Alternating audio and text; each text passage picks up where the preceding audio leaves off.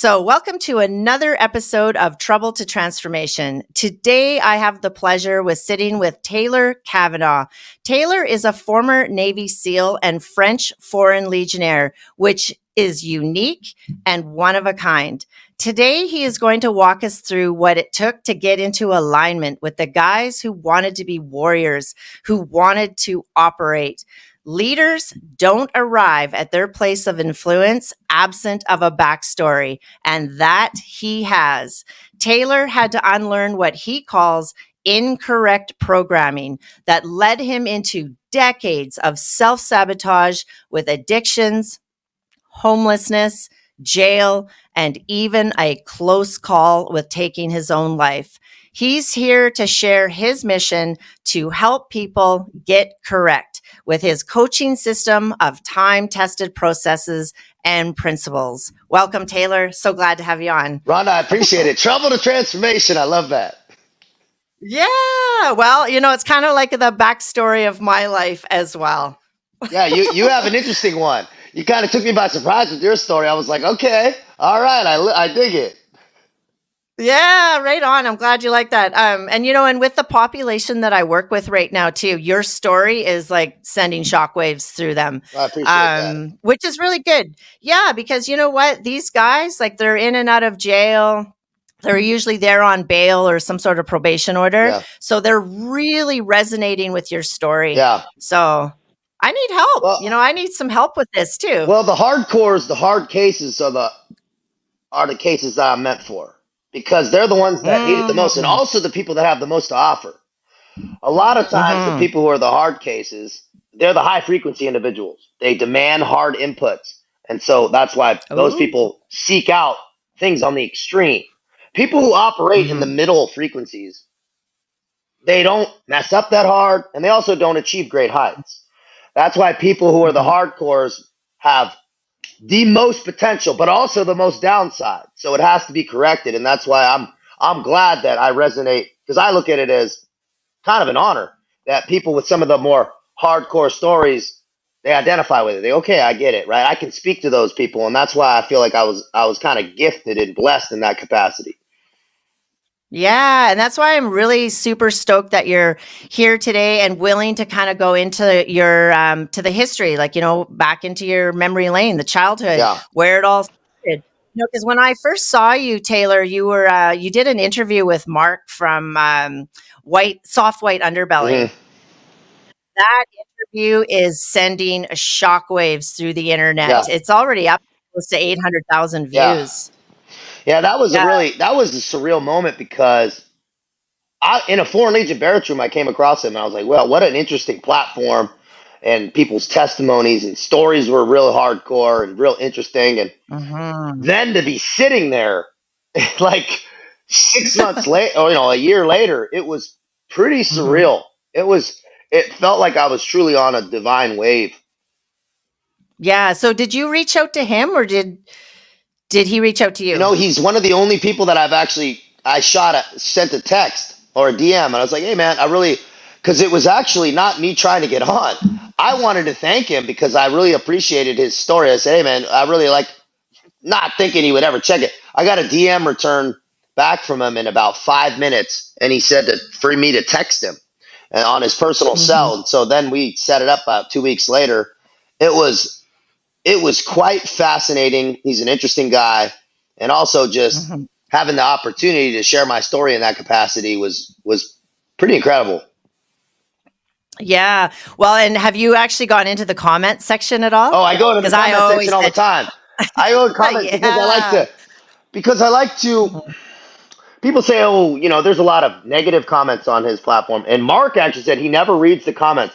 But my interview was the only one he ever went into to read because he was curious. And Oh. he said he'd never seen so much positive comments on his platform. There's also a lot of negative. Like he brings this interesting dichotomy of people. And I respond hmm to almost everybody because negative and positive. Because evil can't go unchecked. I don't get emotionally hmm invested in it. I don't go back and forth, but I always think it's important. People go, don't comment on the next. I do. I comment on the negative on hmm purpose deliberately because people can't just think that they're dumbass way of thinking is legit. So I always have to check Yes. that. And it's unemotional. It doesn't deter my day. It doesn't suck any energy from me. But I think it's important that people get called out. Yeah, I really like that, Taylor. I really do. Because when I went into the comment section, I saw nothing but positive stuff too. A lot of people resonated with your story. As a matter of fact, I got a little bit emotionally invested because it kind of teared me up a little bit, the Oh, response that you were getting. But I agree with that. I've had some negative comments too. And I always allow for one yeah. response and then they'll respond back. And then I'm like, have a nice day. That's it. Yeah. Because then there's no change in their mind, Now, right? there's no back and forth. The back and forth is when you lose yourself. You say your Yeah, statement and you let it absolutely. go, right? I don't go into I Yeah. only allow one reply. Yeah. So obviously the like us civilians, we are absolutely in awe with the Navy Yeah. SEALs and any type of training like that. But my thing is like coming from a therapist lens, I go into the psychology part and I know a lot of psychologists for decades have studied, the personalities of Navy SEALs Mm, and whatnot and what it takes to actually be there. And one thing that keeps coming up is grit. yeah. Now, yeah, so I went into the word grit and to see like what came up with that. And a lot of it is, like the resilience, being able to do hard things. But one thing that really stood out to me was the need for achievement. Yeah. Whoa, that's powerful. Yeah. Yes. Yes. And I've heard you say that multiple times about how it was like, I needed to achieve, I needed these accolades. So do you want to walk us down that? Yes. That's interesting. I actually just got off a call with a client. I have an elite client I speak with Mhm, who has been with me with me for a year. And he mhm, literally brought up the same thing, Rhonda. He's like, he's like, you hadn't been into these universal principles in this frame of mind yet. You were still really early on. What was it? It was need. I needed it because I was terrified of being a loser. That was the truth. I had just finished mhm, stacking boxes. I was stacking boxes at Home Depot, hadn't just got out of jail, living at my mom's house. I had no other options mhm, in the military. They all had turned me down, and I wouldn't have even have made enough money to pay my student loans back in the regular military. Like that's mhm. that my mom had co-signed on. Yeah. And so I was just in this place where I needed this so bad to where I thought my life would have been over if I didn't. That's how serious Mhm, it was. So it added another layer of stress and ability to and need to stress manage, which was helpful. It was mhm, trying to every test, every run, it was my life or death for me, which was a powerful mhm. place to work from because you will be shocked what you can achieve when you need to do something. There's no other options. There's no quitting wasn't an option. People ask about quitting. They go, if you Yeah. didn't think about quitting, you were lying. I never thought about quitting. That was nothing something I ever thought about because I didn't see it as a viable option. That was legitimately the truth. I didn't see. So I was terrified about being injured. I was terrified about things out of my control. But quitting, I thought might not be able to do it. I thought every step I wasn't Mhm. going to be fast enough or I couldn't keep running. But quitting was never a process of thought for me. And I think that it's important, people that are listening to this, create a need around something that you're doing, attach need to it. Once you Yes. psychologically make the shift and make the switch to Mhm, needing to have mental clarity, needing to feel good mhm. about what you're doing, needing to not feel shame and guilt. Once you attach need, it's very easy to make the right choices. I need to feel good. I need to feel clear Mhm. about what I'm doing. So I'm not going to do A, B, and C. Right? That's the shift that people say, and it's not like that. It's slowly over time. It's built with repetition, right? And then your body starts to Yes. understand it. Yes, and I do remember you saying at one point that you don't give yourself a plan B. Yeah. No plan B. When you go out of the wire on an operation, there's a mission. Mhm. That's plan A. There's no mission Mm. B. Right? It Yeah. doesn't work that way. You don't, oh, well, we couldn't do mission A, we're going to do mission B. There might be a subset or some other, might need Mm. intel. It might be some subset within mission A, but you have one direction. you have contingency routes. Yes, you have things if a vehicle Mhm. goes down. You have different routes you're going to take, but it's all mission A.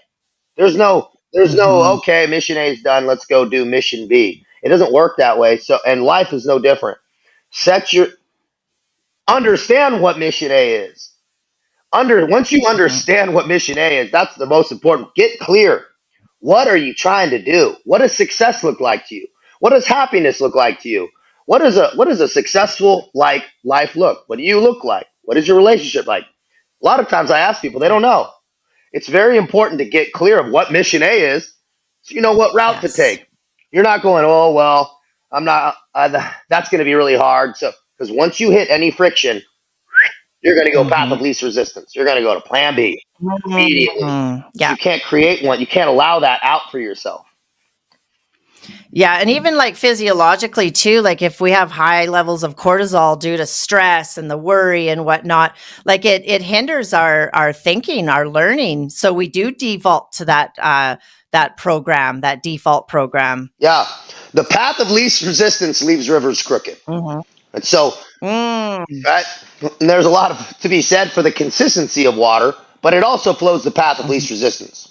Right, so be aware. Yes. I always tell people to be aware of that. You don't want to end up crooked because you're taking the path of least resistance everywhere.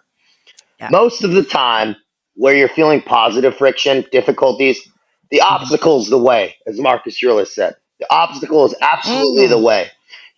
If you're getting that positive friction and it's difficult, good, good. Be grateful for it. Mhm. It means you're into something positive. It means you're doing something correct. If it's too Yeah. easy and you know exactly what you're doing, guess what? You're not working hard enough. People that know exactly what they're doing, been doing the Yeah. same shit for 20 years, and they're not trying to level up. Everybody doing anything. Guaranteed you have Elon Musk terrified and not sure what Mhm. he's doing daily, right? Mhm. Guaranteed because he's always Yes. pushing the pace. You have got if you Yeah. people that are walking into the fear consciously and clear Mhm. are powerful people because they're conquering self every day. Yeah. Yeah, success is just on the other side of fear. And one thing too that I'm really happy to hear you say and talk about a lot is like the visualization, the manifestation, front frame Yeah. focus. And like you said, like get real clear. And I actually just did a little presentation at the recovery home just the other day on the reticular activation Mm. system. Like putting those things in the forefront of your thinking so that your subconscious mind actually goes to work now to create those solutions to make that happen. Ooh, that's well said, Rhonda. The subconscious mind creating the solutions. Well said. I've never heard it Mhm. articulated that clearly. It's Thank the you. universal law of attraction, right? Placing in the Mhm. forefront of your mind very clearly what you want so that, and it's Yeah. right, and it doesn't just manifest, right, out of nothing. No, Mhm. what you're doing is you're getting clear, you're setting up so you know what to do back here so that you're aligned. Mhm. So your actions are Yeah. aligned with the outcomes you want. And then also, there's some universal stardust principles at work here that we don't really Mhm. understand. That when you're putting out Mhm. thoughts are energy, everything's energy. You're putting out these very Yes. clear, energetic pulses out into the ether.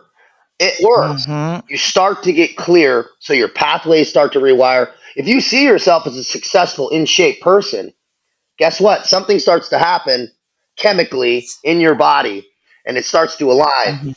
Guess what? Now it's easier to take those actions. Now the universe is working Mhm. for you and not against you, right? You're not projecting fear and Absolutely. worry on what you don't want. You're getting clear on what you do Yes. want. It's a very deliberate yes, I train people on this because in my experience, I'll give you a simple example. It's very hard for Mhm. me to get somebody who's overweight thin if they can't see themselves skinny, right? If they can't see themselves that way, they're not that person. Create yourself into the successful man. See yourself as that person that's in shape. And guess what? You'll start to Mhm. become it, right? As you would seem be, as Yeah. Seneca said, as you would seem be, your habits will start to backfill. Like you said, Rhonda, that the subconscious Yes. mind will start to create and solve problems for Mhm. you while you're sleeping. You'll start to understand yourself Mhm. better. It's very, very important, if not one of the most important principles that I tell people. right? Like you deal with people who are Yes. in jail, in trouble, kind of dealing with addiction problems.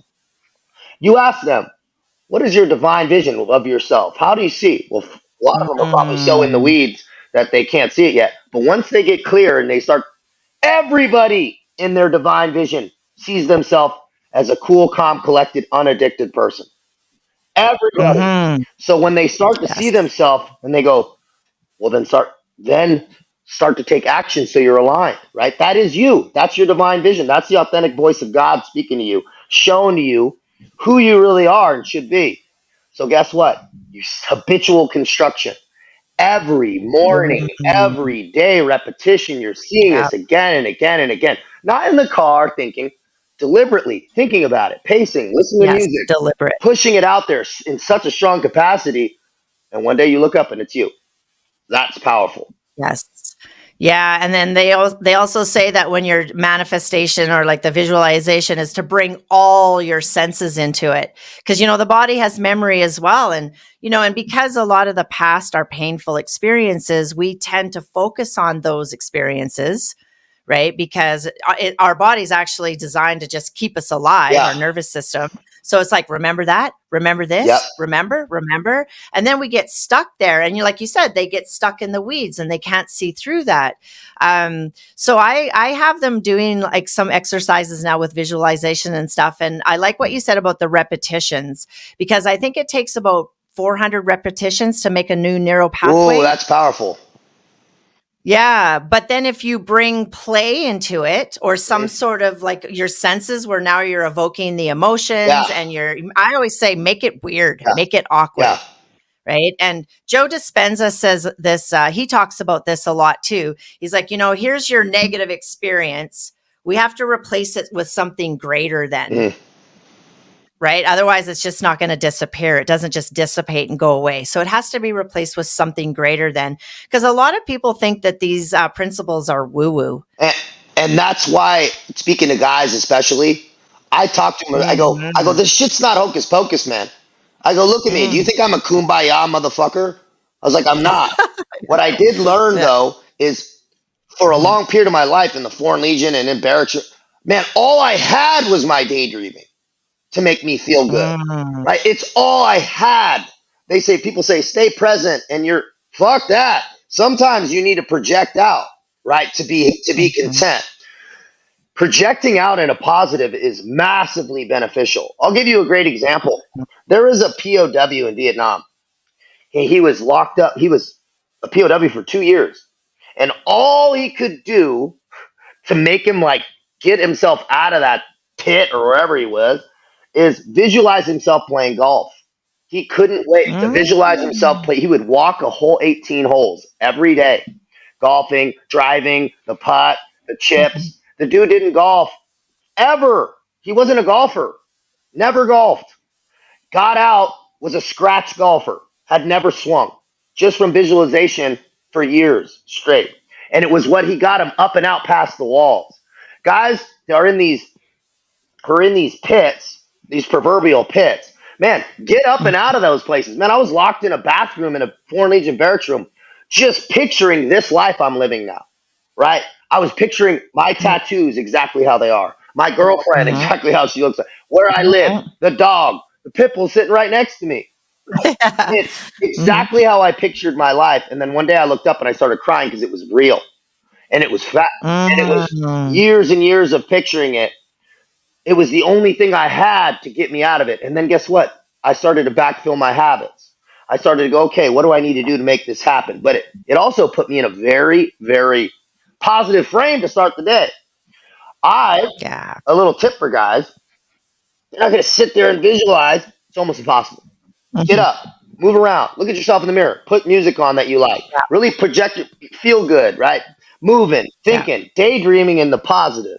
Do it, right? Because it's visualization. It's not just woo woo. Maybe make it scary. Mhm. Make it seem Yeah. unreasonable. Make it, Yeah. man. Is that even possible? I don't like this like cliche, but really your limitations is your imagination. It really is. It's can you Mhm. what kind of life are you picturing? Right? Picture it. Then Yes. start living it because Yeah. That's the only option you have, right? Other than that, you're just floating, getting pushed by life. No, let's be deliberate about it. Yeah, that is so true. Thank you for sharing that too, because it's so true. And there's so many different documented studies where they have done just this. I don't know if you've heard about the piano players where they put them into a group where one group physically played the notes, and that's all they did was physically played the notes, and then another group just like visualized it. Mm. That's all they did. And within 5 weeks, they were able to play it just as well, if not better, than the Wow, other that's group that had amazing. physically practiced. Yeah. And there's so many of these stories that I've read about, which now I want to yell this from the rooftops because people do need to realize that it is not woo woo. It actually does work. And it actually creates like a structural tension in your mind. Mm. So your mind knowing what you have here right now in front of you, and then the subconscious will try to close that gap. Yeah, I like that. Yeah. I like that frame.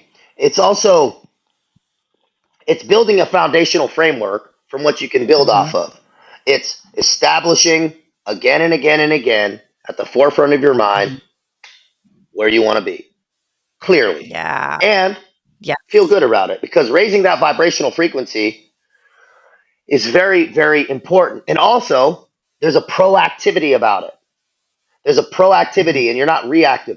I'm shocked by how many people I talk to who take no time to project what they want. I was like, wow. Mm. Talking to hundreds of people like I do, they are just up, then they're in their phone, then they're talking to their wife, their Mhm. kids, then they're on the work, then they're in traffic, and Yeah. no time to strategize, no clear Yeah. time to picture the life they want. So, how the hell are you ever Mhm. going to know when you arrive? Like Yogi Berra says, if you don't know where you're going, you end up somewhere else. It's the absolute truth. You don't know Mm. where you're Yeah. going. How do you even know what happiness looks like if you got it? So, Mhm. get clear on what happiness looks like to you, right? Because it's different Yes. for everybody. Some people want freedom of movement and to travel. Some people want that white picket Mhm. house. Well, if Mhm. you better get clear on what you want it so you actually know what to start doing, what path to take. And then you know when you where you want to be, when you're aligned, so you're actually feeling good about what you're doing because you're heading towards a destination or you're at least journeying towards the proverbial place you're trying to get.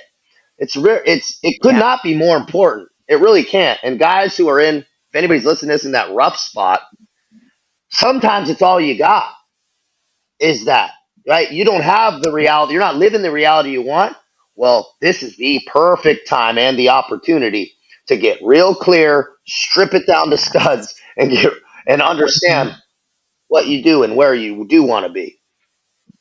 Yeah. So now speaking of vibrational alignment, do you want to take a trip down memory lane? Absolutely. Okay.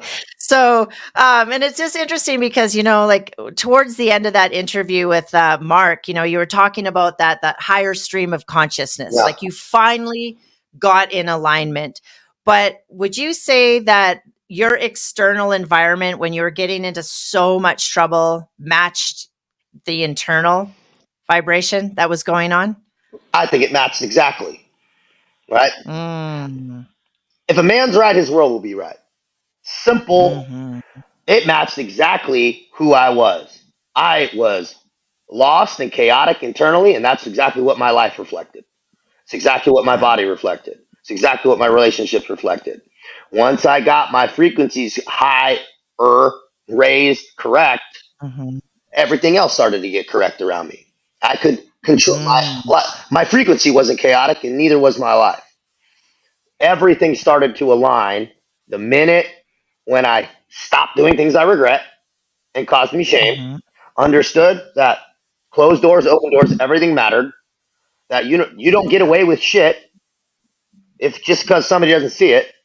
Once I Yeah. actually started to apply these things, then I started feeling better. My optimistic lens opened. Then I started taking responsibility for my frequency. When I dropped, I didn't put it on other Mm. people. I raised it. I excused myself. I understood sunlight, movement, all these things once I started to really apply everything all together. Some people do it some days and some people, But when you take all these pieces, food, nutrition, training, responsibility for your Mhm. frequency, visualization, and you lock them all together, some type of chemical reaction happens and you're living aligned.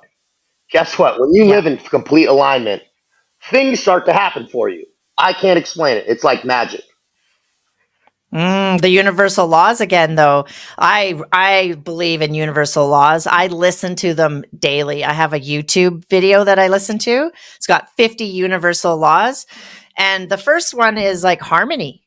You know, you throw a rock into a pond, you are the cause, and the effect is the splash, and then the ripples go out Oh, and they come back and they go out until the harmony is restored. And then that's why there's karma, in order to restore the harmony. However, the one that I love the most, and I think you're going to resonate with this, is what trumps all both those two is wisdom, yeah, to learn from our mistakes, right? And I really would like to touch on that young soul and now soul evolution yeah, for you, because that's one thing that really stuck out in your interview, is when you were like, man, I was a young soul. I had to learn the hard yeah. way, you know, and the thing is, people do learn from painful experiences. Unfortunately, that is how we have to Mhm. learn. But now I feel you've done the soul evolution. Yeah. How I could really articulate an evolution of the soul is a raising of consciousness, right? Mm. When I really felt like a raising of consciousness, it was so I don't know how people align religiously or right, but there's an interesting thing in the Buddhist principle. Like, do you know the term Buddha? You know what it means? I should, but Well, tell me, it please. was. Well, I thought it was a title. You know, I thought it was like the Buddha, or but it just means the man who woke up. Oh, yes, Right? I remember And this now. that struck me so clearly because it was Mm, like I had a veil on, or like I had a blinders on my whole life, and I was just acting in this like primitive way. And then something happened, and it was through a lot of pain, and something broke in me, and I went backed up, and I could really see myself as that third party observer. And I really started to mm, take responsibility. Like, if I was watching this movie, would I be proud of this guy? And I started to wake up and understand that even my feelings mattered. How I projected my own internal state onto others, my energy, it was all mattered. It all, mhm, we were connected. When you walk into a room and someone's in a bad vibe, people feel it. It's yes. everybody's. We're all this weird. We're all exchanging energy, and the evolution of my soul was when I really started to understand that I had responsibility, not only to myself but others. And Mhm, that was the big key, is when I really started to understand that my actions mattered, my thoughts mattered. There was a lot of people that mhm. relied upon me, that I when I stopped acting Yes. selfishly, when I woke up and I understood that I doing whatever you want, seeking pleasure and immediate gratification leads you to a very dark place. And there's Mm, no escaping it. Sorry, yeah. anybody that's on those paths that you see, like, they all come and hit me up and they're like, man, I'm out, down and out. When I'm like, I just saw you posting pictures of you doing, but they're at like suicidal. I go, look, people, there's Mhm, no escaping this. You can't seek yeah. pleasure and it not stack karmic debt. You have to stay put. Yes. You have two choices. Almost every choice Mhm, is this pleasure driven, or is this yeah. purpose driven? And that evolution of my soul was developing more and more when I chose purpose driven more often than not. I'm not saying, you don't take time to, but really that hedonistic pleasure seeking, it, it's, nobody Mm, rides off into the sunset like that. It just doesn't no. work.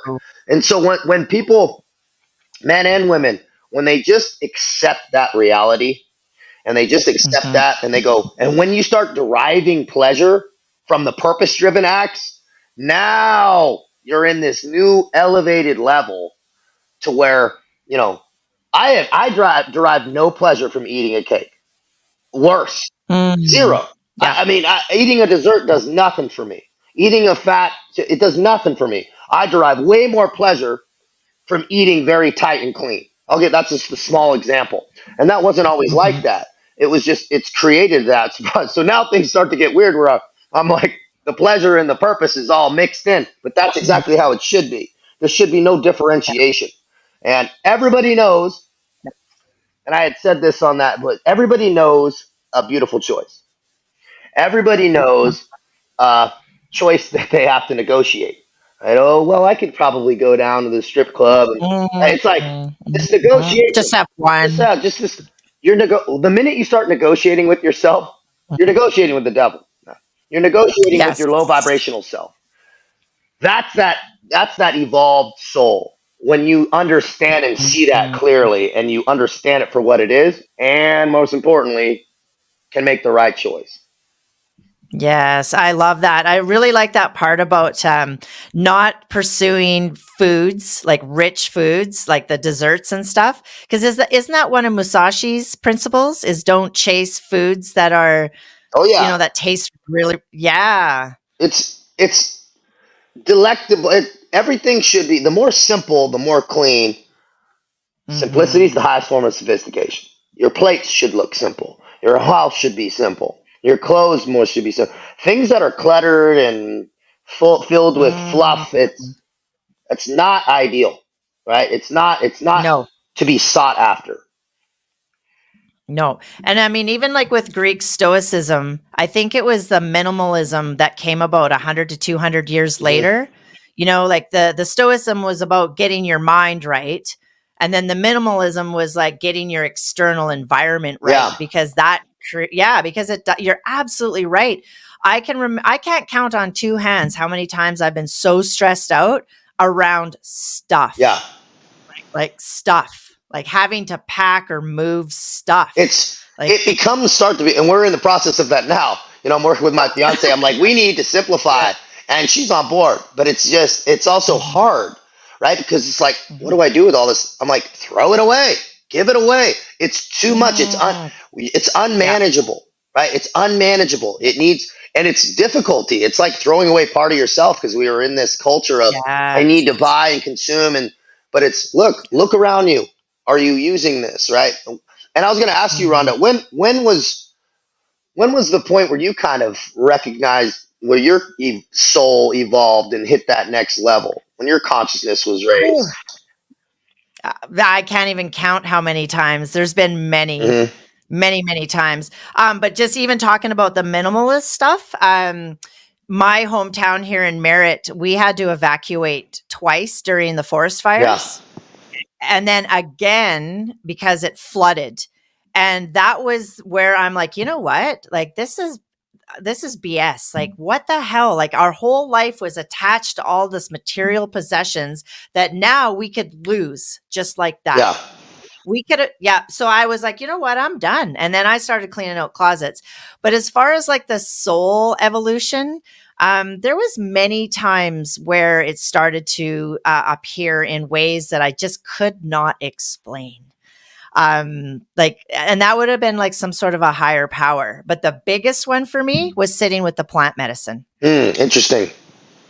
Yes, ayahuasca. Yeah, I could see that. Yeah, I am not the same person. Yeah. Yeah. And during a journey, have you done the plant medicine? No, I've never done ayahuasca before. Not like DMT and stuff like that, but never ayahuasca. Mhm. Yeah, just because I thought I saw on your story one time you had posted a retreat for veterans for Yeah, yeah. I ayahuasca. work with some guys that are kind of Mhm. involved, and I have a lot of connections. That, but I just never had really the opportunity. And so, but I've done a lot of Mm. psychedelics and things, and so growing up, Mhm. I do understand that connectivity. But also, Yes. my clarity's pretty good. Like I feel pretty damn grounded, and so I've never really felt the need. And that's Yeah. why if I felt like I needed something, but I feel very Mhm. grounded and centered and connected with a higher power from a very early age. And so I feel Mm. like I understand the connectivity of it all. Yeah. For me, it was more about ancient technology, ancient wisdom. Interesting. That's what I was really after because I'm absolutely fascinated by ancient wisdom. Mm, Like even warriors, like, you look at Navy SEALs and the training that you went through, can be very, very, it's very close to ancient yeah. warriors.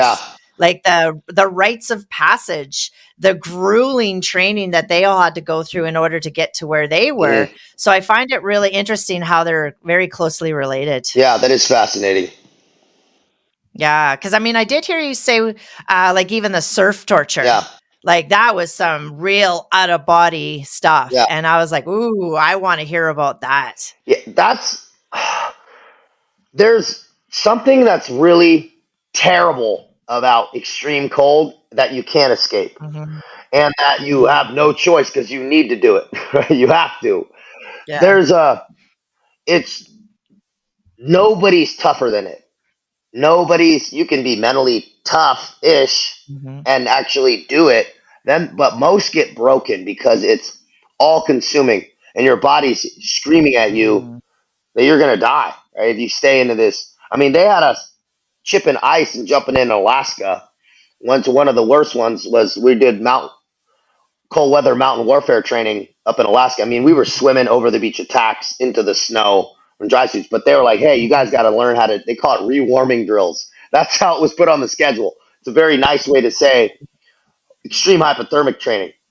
And we get in the water, and they keep you to the pretty much the limit, 5 minutes of where you're starting to get close to you're gonna. Then you get out, and you have to heat yourself, right? You got to get naked, and you got to get in the sleeping bag with your buddy, and it light a fire and not die. That's extreme, but the surf torture that's in buds is it's bad because it's repetition, right? It's every night. Hmm. It's at night in the water, and you're just in there, and it's not just the water; it's the sands in your eyes. They're having you lay backwards, so the waves are in towards you, and then people are getting up and quitting, and so you're having to, and you don't know how long you're going to stay in there. It's dependent on the dive Hmm. table, so you're just out. Dudes are falling down, seizuring because it's so cold. It's Yeah. mayhem, carnage, but there's Hmm. no better, easier way to clean out the guys just who aren't willing to go to that extreme. And the Yeah. guys who are just like, I'll die here. I don't care. That's where I was. I was like, I can't get out. I don't have an option. I'll Hmm. just die. If I die, I won't care. That was the way I viewed it. I'll be dead. And so I was like, what's the worst? Yeah. The worst thing you do is kill me, and then I won't care. Right? Hmm. Yeah. Well, and that's part of it too, like that psychological warfare inside your head. Yeah. Because those are the decisions that you're actually kind of making, is that I am here at great risk of my Yeah. life. And I'll tell you what So, though, it doesn't make you tougher. That's the thing. Is it just tests how tough you are? But I am soft as shit now because of that. I hate getting wet and cold. I even if there's a slight breeze and I'm wet, I start shivering because your body's been hypothermic so much. You're more susceptible to it. I'll get jackhammered cold in the desert with a breeze if I'm a little wet. I'm dead serious. So it doesn't make you any tougher, but it makes you very aware of how much you don't want to be wet and cold. I do not do the wet yeah, and cold yeah, for fun anymore. No way.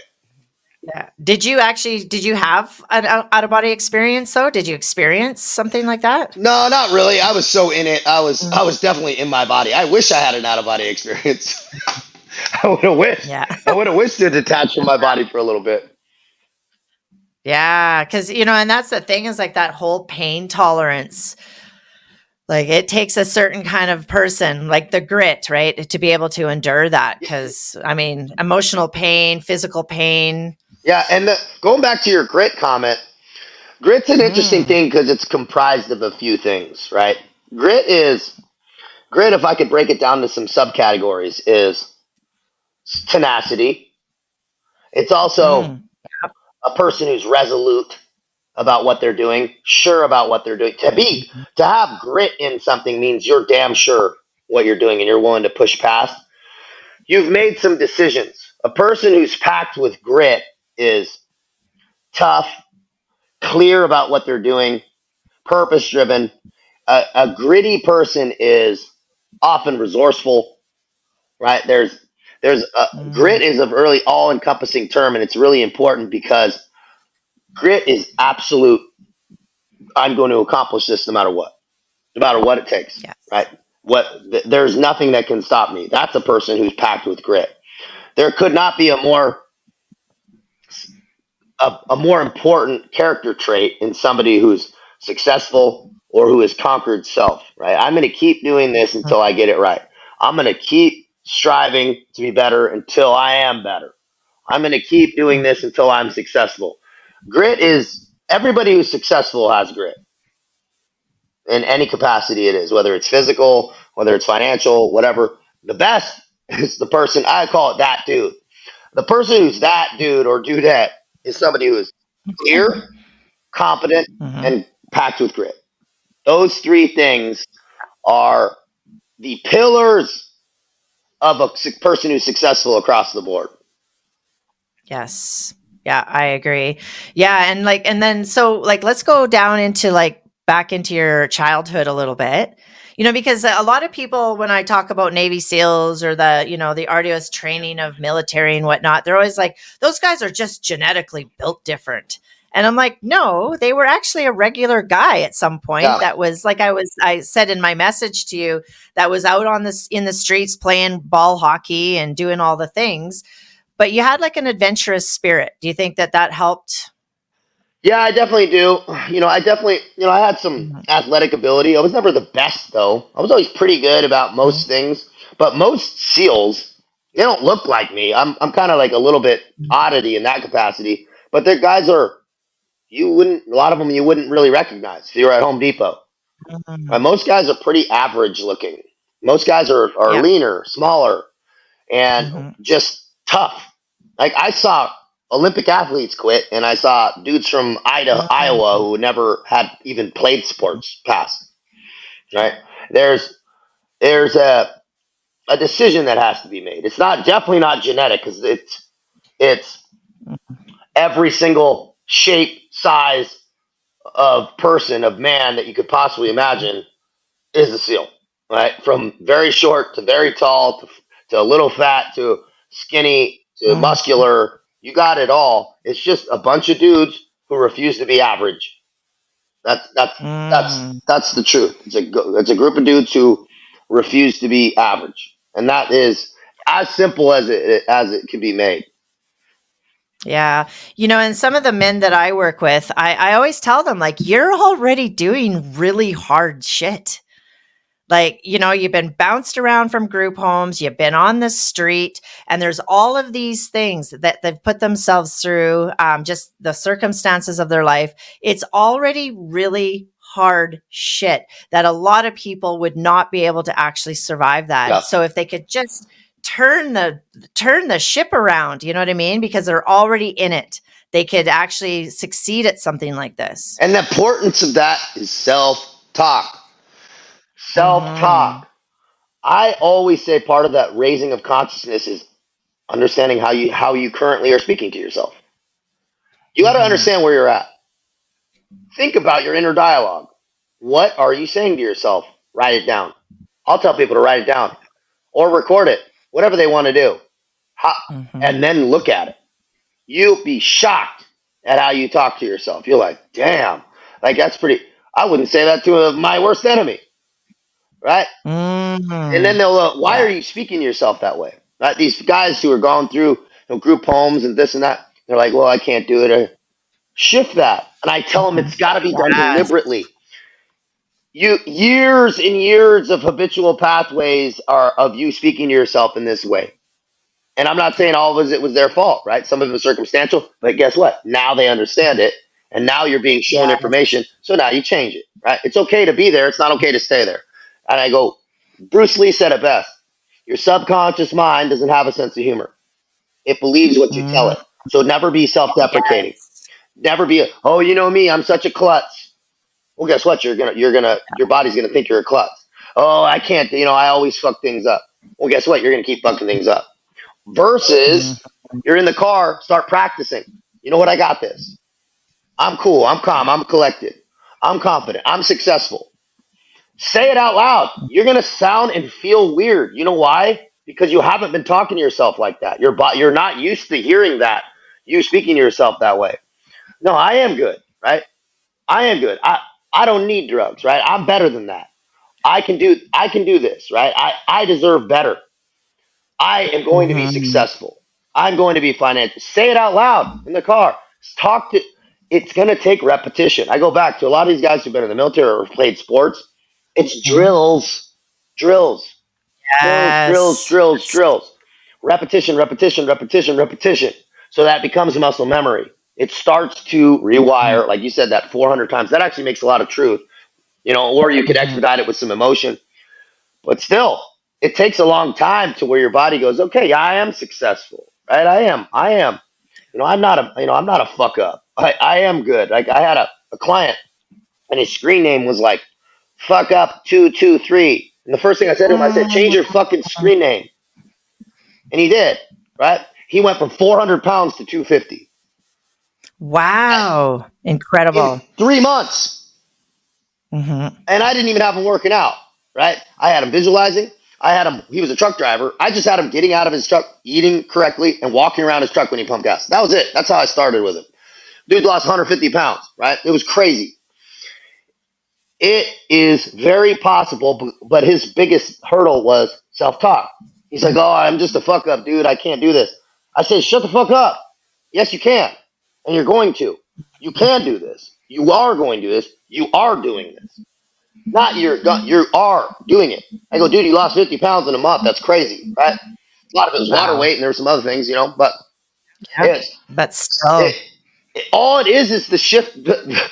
The seed and ancestor of any action in reality is a thought.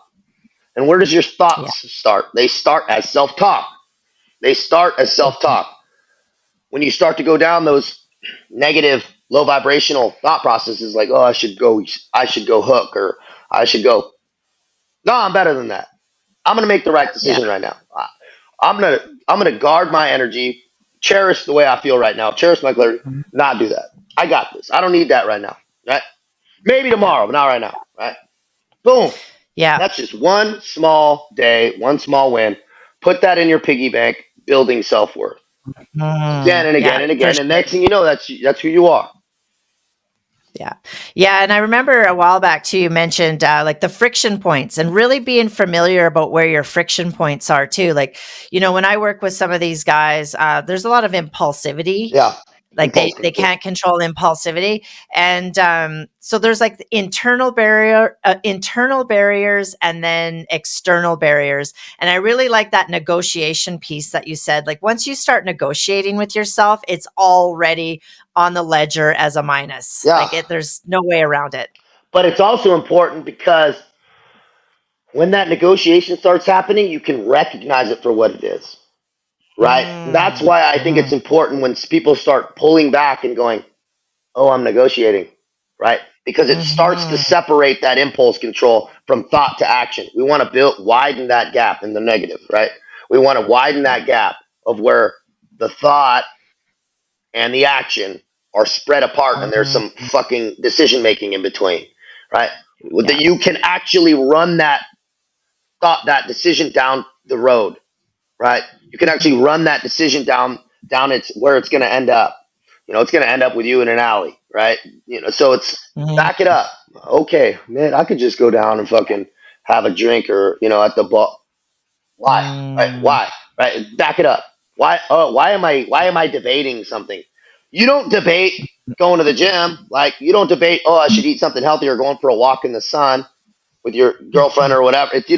You're not debating it. It's not like, well, maybe I. No, you don't do that because it's yeah, clear, it's positive, it's good. It's not going to lead to somewhere bad.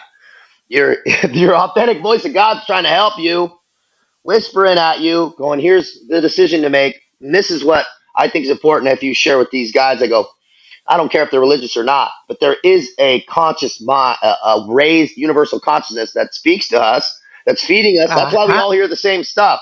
It's not a, yeah, hey, you know the right decision. So guess what? We got to start quieting the noise, quieting the system. Start listening. Just a couple times, start listening. Right. That's what I tell yeah, guys. Okay, if you can't control your impulse, you had a voice telling you not to do it. I go just once. mhm, Choose it. Just once. Try it out. Then see how your day goes. Then do that again. Guess what? Watch. Then once you build a little time and space from the bad decisions and the guilt and the yeah, shame, all you need yeah, is that seed of self worth to grow so that momentum can start going. You can start making better decisions and it's easier. Then you're like, because Mhm. willpower is a muscle. Guys don't think of it Yes, that way. it is. Willpower is a muscle. It has to be exercised. The more you exercise willpower, the stronger it gets. It gets easier and Mental easier and muscle. easier. Once guys think of it that way, it's like curling. I go, bro, to get big arms, you got to curl. To have strong willpower, you got to curl. You got to practice it. Yeah. Yeah. Yeah. And like, I do believe that Greek Stoicism too is like kind of the foundation of cognitive behavioral therapy. Wow, that's very Um, true. yeah. Yeah. And that's one thing that I work with the guys is thought inventory. Mm, Take an inventory of your thoughts because the thoughts create a feeling. And that feeling might be overwhelm or fear or anger or whatever it is, but then that feeling is going to create an outward behavior. yeah, But then the outward behavior actually sends a signal back up to the brain that says, yep, confirmed. yeah. Let's do this again. Wow, that's powerful. Yeah. It's it's two phases with guys that I Mhm. always think that it's important they understand that you're going to start correcting your actions, right? With this cognitive training, and you start to have impulse Mhm. control, and you start to correct your actions, start to get better, Yeah. right? And guys, they start to feel that. And then what happens, and why a lot of guys fall back, is in my work and what I've seen, they correct their actions and they start feeling good, and then so now they're left with still the thoughts, and so then the Mhm. thoughts, and they're like, but I still feel bad in my head. I'm still having these thoughts, but I'm not doing these things to actually off gas because those actions were Mhm. off gassing. And now you're back in the shame and regret, so you're not in your head anymore, but now you're building back to get to zero. But now you're operating in the green. Those thoughts are still there. I go, now we're working this. Now the real hard work starts. I go, because I still Yes. have these old pathways that haven't gone away, these angry Mhm. emotions and feelings of Of I'll be course. pissed about something in a relationship that doesn't even matter from a long time ago. And it's We're like, human. and I go, why? Right. And I start to understand that, first of all, my feelings aren't real, right? Mm. My feelings aren't necessarily validated. Mhm. I have to start challenging my own thoughts. I go, just because I feel this way doesn't mean I need to put it on anybody else. Doesn't mean I need to go Mhm. act out. Some shit is just for yours to eat, right? Yeah. Eat it. You don't always need to feel good. That's the other piece. They're like, well, I'm still feeling terrible. I go, good. Now you're at least alive dealing with it like a fucking man, right? So deal with it. Yes. Now start to seek better ways that are actually going to help you. Okay, I got to go in the sun and work out a little bit. Now you feel a little better. I'm not saying it's perfect, right? People expect this perfection of euphoric. No, it's never coming. Mhm. It's never going to arrive. You're never just going to float along like some candy ass fairy tale. It's not going to happen. So once people accept that, they're not. I have a buddy at teams development group. He's a team lead, and he Mhm. says something amazing to his guys. He goes, "Don't let predictable things surprise you. You know it's going to be Mm. hard. You know it's going to feel like shit. So when it Mhm. does, you go, okay, you're already ready for it." Yeah. Yeah, I like that. And one thing too that I always work with, and I've had to do it myself, is because we always go to that default where we want to feel that shame because that's our body wanting us to remember. You remember? You Yeah, remember? You don't want to do that again. Remember? You remember how hard that was? Remember how much that hurt? yeah, So I do like what I call the poker chip mm, theory, where I get the guys to remember all the things that they've done in their life that are good yeah, and leave no stone unturned. I don't care if it was just walking this little old lady across the street with her groceries. yeah, Write it down. And then once they start reading how many things they've done that are good, then it starts to replace those intrusive yeah. thoughts. I like that. Yeah. Yeah, you can use it. I'm going to because it's important Yeah. for people to remember who they are. And you're not defined by your low vibrational self. And Oh, I love that. people Yeah. people start to identify with their low vibrational self because a lot of Mhm. times the memories are the strongest, right? And so they're the Exactly. most prevalent. Yes. A lot of times they've been the most prevalent. So you're like, I am this low vibrational drug addict, rob, dude, doing bad shit. No, I go, think about yourself when you're walking out of the gym, how you feel, how when you've had a Mm, great day, when you've worked and yeah. done all the right things. Boom, that's you. That's Yeah. you. That's your high vibrational self. Define yourself Mhm. there. Make an accurate image, like you said. Man, picture it. That's you. That is you. Now start. I'm that high vibrational self, right? Now you follow it up with the self talk. Now you follow it up with more action. Now you follow it up with more self worth building exercises because I tell people every day your little self worth piggy bank starts at zero. Nothing bleeds on from the Mm, day before. Yesterday's wins aren't today's wins. Yesterday's losses aren't mhm. today's losses, right? So I say, wake up and get out. Guess what? Your self worth is back at zero. Build it back Mhm. up. Put those, okay, I wake up on time. I train, right? I have some visualization. I do these positive acts. I make good decisions. Pink, pink, pink gold coins in your little piggy bank of your self worth. Mhm. Now you're built up. Mhm. Now you're doing the correct things. Then you do that on repeat, right? I say self mental clarity and inner peace are like sweeping the floor. You got to do it every day. Right? You don't just sweep it and it's done. It always Yeah. needs to be completely done again and again, and then fall in love with that process. Right? Fall in love with that process of building it back up. Once guys and women get that key unlocked that they love the process of how they feel in the Mhm. process of building themselves up, boom, the whole world opens up to them. Yes, yes, I love that. Do you actually have female clients as well for Yeah, coaching? about 10% of my clients are female. Get them great results. Honestly, they just, a lot of it's just macros. It's the same principles, men and women, Mm. right? Same Yeah. principles. We all suffer the same. That's the truth.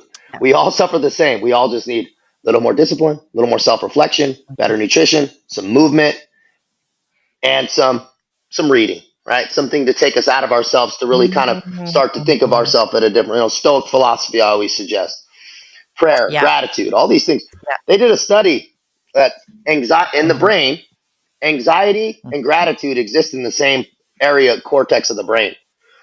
They Mm. can't exist at the same time. And I go, Yes. that checks out, right? An anxious person is not a gracious person, or a person who is Mhm. living in gratitude isn't anxious, Yeah. right? And if you are ever, you're always one or the other. So, right, Mhm. hold that gratitude, and gratitude's an action word. We show Yes. we're gracious, well, that we have gratitude with action, right? That I'm grateful for the people in my life. Good, then show it, right? Yes. Show it. You Mhm. don't just feel it and then just keep being a fucking Mm. dick, right? It's like, show it by being Yeah. your best self and showing up correct.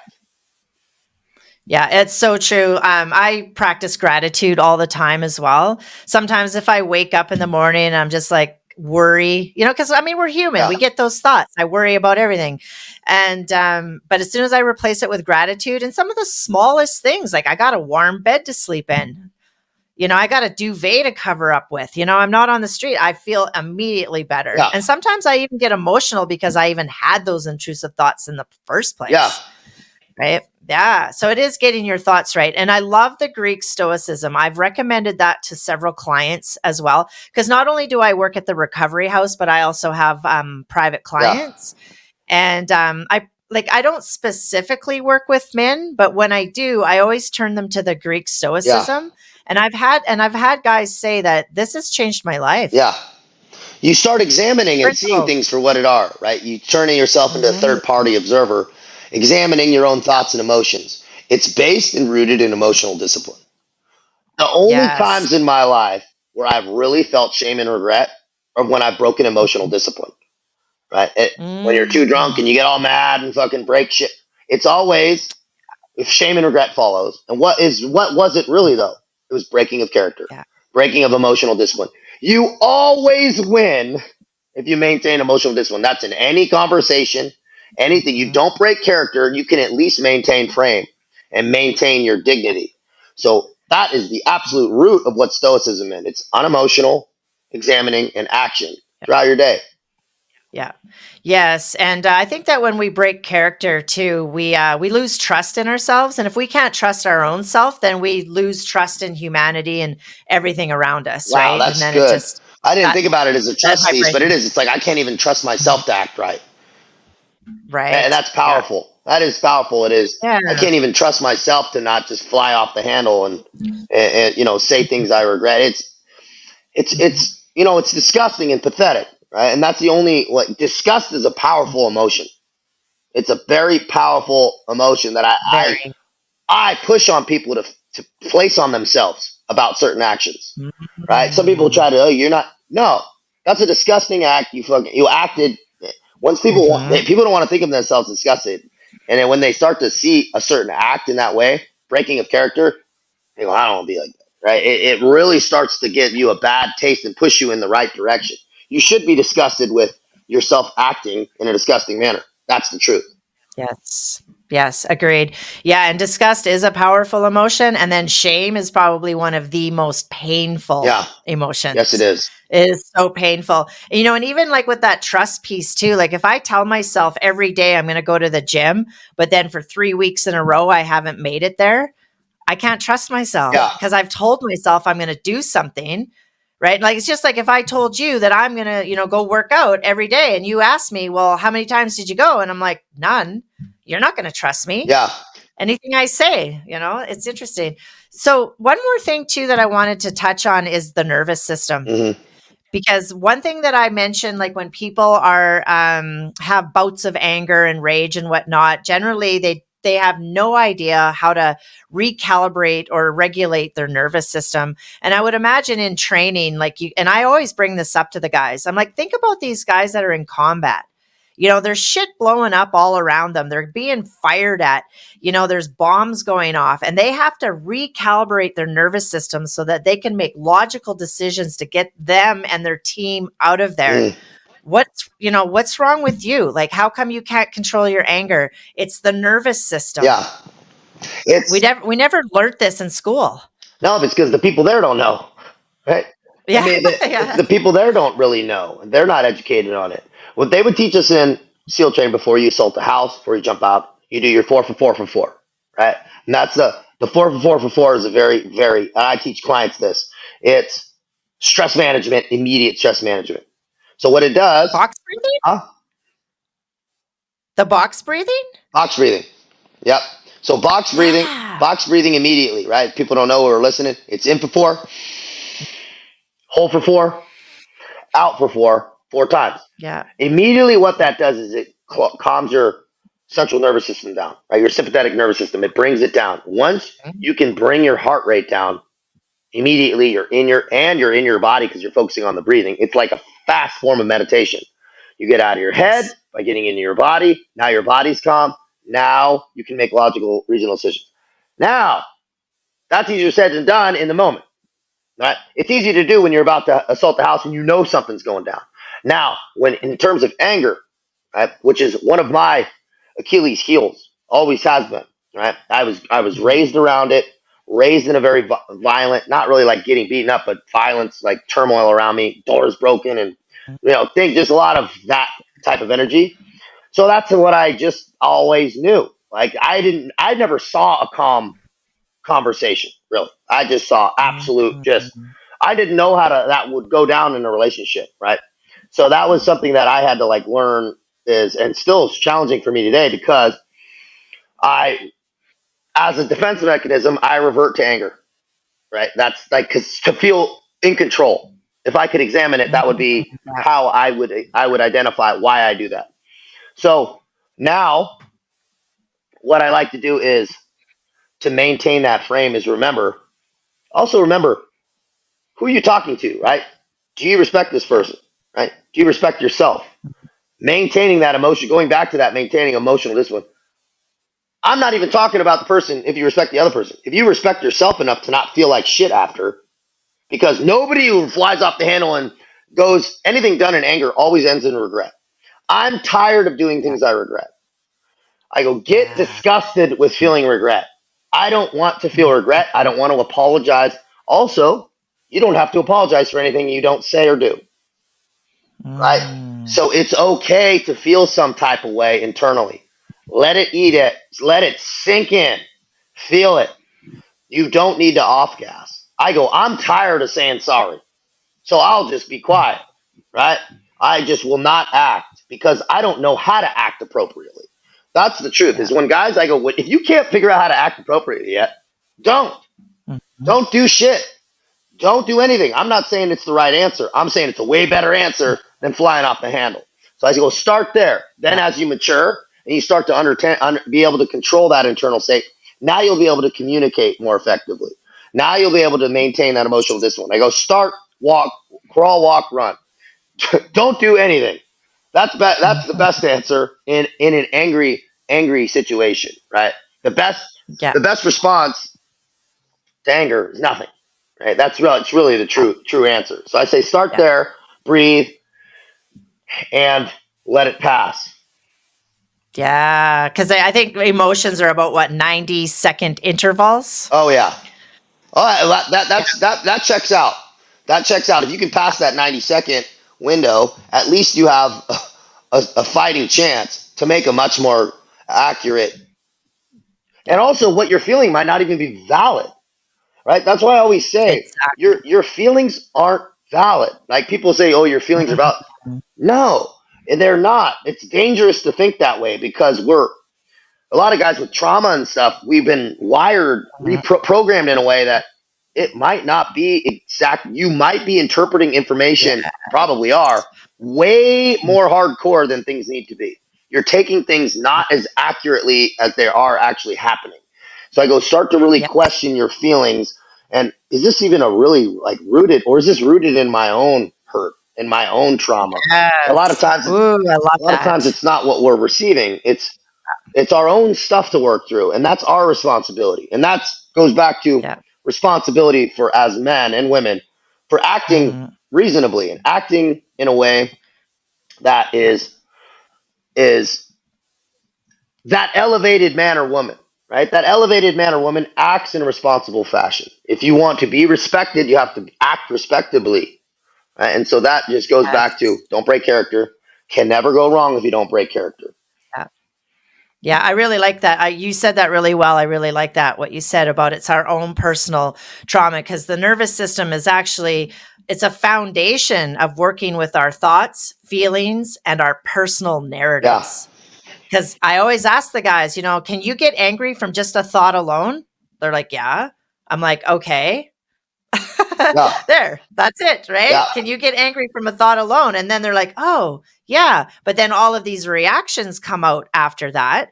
And again, it's just this personal narrative. So this is Ooh, awesome. personal Thank you. narrative. That's really good. The story we tell ourselves matters in the positive The and negative, story. right? That personal Yes. narrative, right? People, I'll be mad about people about things that people did when I wasn't even with them. It's crazy. Before I Mm, even knew them, it's hmm. insanity, Mm, right? It's insanity, right? To place these type of things, and then I'll tell my story about it, and it's yeah. starting to. Yeah. And then when I got more clear, right, I never realized I did that until I cleaned up all these other things. Then I had these what I call stragglers. I have these like Mm, straggler things I need to work on that they don't really divert my life, but they'll cause friction in my day every once in a while, yes. right? And in my own internal dialogue from my normal, just good Mhm. flow and chi. And I find it very interesting, but I can identify it, right? I might get a little more Mm, quiet than normal. My fiance, she's like, "What's going on?" I'm like, "I'm good. I'm just kind of working through some stuff." She knows now that it's just like, oh, he's just kind of like, I go, "It's not you. It's just, I got to kind of like think through some stuff." And it always passes. But before, in previous relationships, that would have been, what the hell? Like, it would have I would have let it run a train and just ruin the yeah. trajectory of my day. And then I'm apologizing for some, and it was just all a personal narrative that I told myself about some story Yes. that didn't matter. Yeah. So Alex true. Hermosi said something amazing. I know a lot of people know who he is. He said, Hmm. "If it's not going to change your life, don't let it change your mood." Mm. That really stuck with me because that puts a lot of Yeah. things in better perspective, right? If this is a situation that's not going to change the course of your life, don't let it change your mood. Yeah. Yeah. I really like that. So what I heard then is your fiance keeps you in a little bit of check. Yeah, well, I'm normally Hmm. pretty jovial and every once in a while I'll get a little bit more quiet. And she's like, "What's going Yeah. on?" And at the beginning, I would just let it ride because I thought communication was Yep. key. And I'm like, hey, so here's kind of what's going on in my head. And then, then it would turn into a slight argument. Nothing crazy, but just, Mm, and I realized it was causing me more friction to communicate because yeah. I still didn't have the ability to communicate calmly. Right. And Ah, because I yes. wasn't maintaining emotional discipline during those communications. Mhm. Right. And it Yeah. was also maybe something that didn't need to be communicated. That was the other piece is Mm, I'm learning more and more as because there's always these phases of growth is some things don't need to be communicated. It's our own internal stuff to work through. yeah. That it's what Yes. I'm just putting shame and shame onto somebody else to make myself feel better if I could identify it. Mhm. And I Yeah, just for sure. refuse to do that now. So I said, okay, I'd rather be quiet with it like I just said, is Yeah. like, and that's actually worked out way better because it passes. And then I realized when I'm in a much better vibrational state, it didn't matter Mhm. anyway, right? And then it passes, and it becomes less and less and less and less. And I like how being just maintaining the emotional discipline because I realized I didn't have that ability to communicate calmly once emotion was in it. Right? I'm an emotional, passionate person, and so I'll let that out. People will be like, "You're Mhm. yelling." I'm like, "No, I'm passionate. It's different, you know." But it comes I'm across. the same It way. comes across as a Yeah. certain way, and I realized I'm aggressive. I'm loud. It's just a Mhm. lot, and so I go until I can communicate and understand my own feelings clear enough to communicate them calmly. I shouldn't be doing it. Mhm. Right? It's a weapon. Communication can be a weapon, and it's a very powerful tool. I should say. Right? It's a very powerful tool. Yes. So if it's not used correctly, it can be dangerous. Very dangerous. Yes. Yeah. Well, and when the emotions are driving the bus, it's facts that our prefrontal cortex kind of shuts down, right? Yeah. The amygdala goes online, and then that's all of our logic and our reasoning and our emotional regulations, and that's why I think it's so important for people to understand that nervous system and those personal narratives, taking an inventory of the thoughts, right? Yes. And yeah, and from what I've gathered too is like you've finally gotten an alignment, your vibration is correct, and now the people in your life are there. You've got these people coming into your life like your fiance, which by the way, she's absolutely stunning. Thank you. So congratulations. I wish you both the best in your future. But I one thing I appreciate that, Rhonda. noticed She loves you too. She's been watching your stuff. Oh, no Yeah. way. Oh, thank you. And one thing that I noticed with your fiance, she's got a wise soul. Yeah. There's something in her eyes. I noticed it right away, and I was like, "Damn, his alignment is correct." Yeah. She's very deep. Yeah, She's been through a lot, and she's got a very good yeah, understanding and a very good heart, right? And experienced a mhm, lot, been through a lot, and it kind of brings out yeah, a clarity about where you want to be, yeah, and it's amazing because it's amazing to have a person in your life, and I always see when your world is right, when you're right, your world will mhm, be right, right? And you'll when you're the man yes, that can receive that good woman, that's when it'll mhm, come, right? That's why I say don't that's- focus on anything but self development at the beginning. Create yourself in the yes, man that can provide a good environment for somebody for your woman, right? yes, So that yeah, safety, that protection. If you see yourself as a provider and a protector, well, guess what? You got to be that. You mhm, have to act that way. It's yes, very important because a lot of self worth for men comes from being in that place, that frame. I go, so become that. I go, if you're a protector and provider, you have to provide safety, and that's emotional safety, right? You have to be that stable ground yeah, so that you can attract somebody who is in that good frame, right? And you want to be yes, better, right? That's like what I was saying. Like when I realized that I want to be better for this, I want to communicate better, and I want to be more clear, more calm. mhm, It's hard, right? It's mhm, hard because it pushes us into discomfort. I go, man, I'm not used yeah, to being this controlled, right? And that was like a mhm, thing that was very important for me. In the Foreign Legion, I was just, I was living like a barbarian for years, doing kind of whatever, but mhm, maintaining the frame and working on certain things. Now there's a whole different phase, and I think it's very important. yeah. It's interesting you see that because it's absolutely true. You're very in tune, Rhonda. Yes, I am. Yes, I'm very intuitive. And when like I said, when I saw your interview, it just, oh man, it spoke so many like volumes.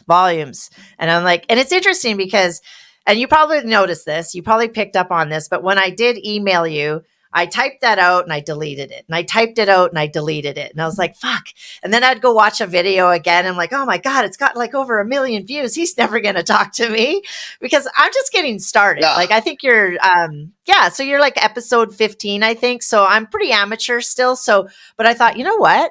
I'm going to practice what I fucking Yeah. preach. And I'm going to lean into the uncomfortable and I'm going to like lean into the fear. And when you answered me, I was like the happiest person ever. Well, I try to be really tapped in and I go off energies, right? Mm. I go off Mm. of alignment. And all I had to do is take one look at your page and your content. I go, oh, she's spot on. Oh, Totally get it. nice. Thank you. I It was appreciate not that. even a decision. I was like, because I also go off just instinctual. It brought me this far. I try to Mhm. operate on full alignment and just letting God push me what makes sense. I don't question things. That's what I tell guys. Don't question those Mhm. positive pushes, right? Once you Yeah. start hearing that voice and it just allow it to Yes. direct you in the right ways. Boom. Mhm. Things happen quick. You don't need to make decisions. It's simple. It's fed to you. So I was like, you hit me up. I was like, absolutely, let's do it. What do we got to do? Yeah, no, and I really appreciate it. So thank you because you've given me the opportunity now to thrive in something that I'm trying to get better at. So this was really good for me. I Your appreciate it. line of dialogue is spot on. Like, what you're doing here, you're totally in sync with your purpose. I can see it. Thank you. I appreciate that, Taylor. Well, are you feeling complete? Yeah, always. Yeah. We are one with Okay. the universe. Yes, Indeed. I just want to be mindful of your time. And honestly, like we hit all the points that I was really hoping that we would with more of the spiritual side Yeah, of that's what I things. like to talk about because that's the stuff that fills Yeah. my cup. Right? I want to talk about what we're doing now Yeah. and how we grow. That's what interests me. Yeah. Is how do we fix Yeah. self and heal self now? Yeah. Yeah. And one thing too, and like I didn't want to go all Rambo romance on you. You know what I mean? Because yeah, I'm fascinated with that type of training and whatnot. But I wanted to talk about Yeah, this, no, and where you or are we can always now. do a part two. But I really appreciate this because I appreciate your Mhm. platform. I appreciate your approach. What you're doing right now, your mission is spot on. So Mhm. stay the course. Thank you, Taylor. Well, again, thank you, and reach out if you need anything from me in the future. If anybody Okay. needs to get a hold of me, they can always get on my website, Yes. taylorcavanaugh.com. We Mhm. got the pictures and a little bit more of the rundown. That contact form goes right to me. I do no AI, no Okay. outsourcing. Every single communication there goes right to my personal email. You're talking to me. Also on my Instagram, TCAV official. You could DM me. You're going to Mhm. talk to me. Daily posts, workouts, just good stuff. And also my Yeah. YouTube, TCAV TV, where we dive into some of Mhm. the deeper principles. We do long form, everything one take, no edits. That's how we do it. First upload every time. Yeah, right on. Thank you for that because and I'm also going to feature you on my highlight. I have a highlight it's called Help for Men. Okay, So don't be surprised that you're going to see several of your posts hit that highlight cuz let's do it. that's what I do. Let's rock and roll. Awesome. Thanks, Taylor. Rhonda, you have a Much wonderful day. gratitude. All right, have a good You're a beautiful one. person. Keep it up. Bye. I'll leave this Thank uploaded. you. Yeah. You too.